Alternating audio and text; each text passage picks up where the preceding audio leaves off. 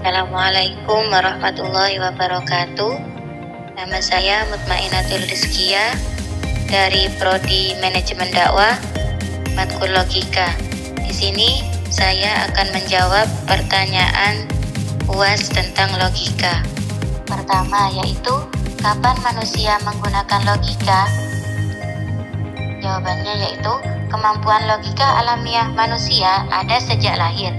Logika ini bisa dipelajari dengan memberi contoh penerapan dalam kehidupan nyata. Logika ilmiah memperhalus, mempertajam pikiran, serta akal budi. Logika juga digunakan untuk melakukan pembuktian. Berpikir yang logis juga menandai tingkat berpikir seseorang.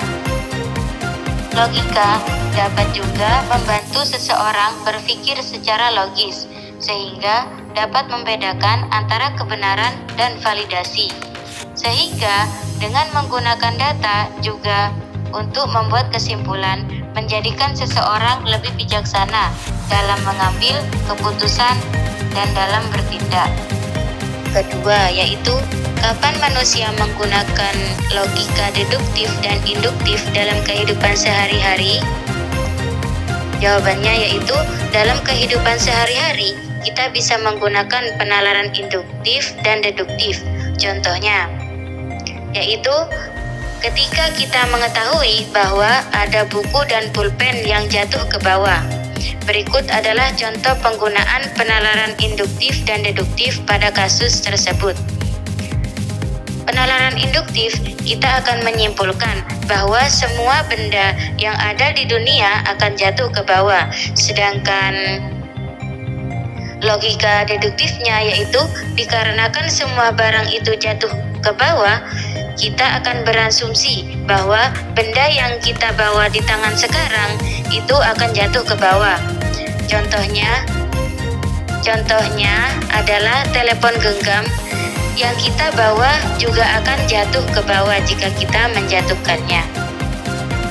Yang ketiga yaitu, temukan dan cerita kerancuan berpikir di sekitarmu. Contohnya begini, ini terjadi ketika seseorang membuat asumsi mengenai suatu hal berdasarkan contoh yang kurang memadai secara terburu-buru.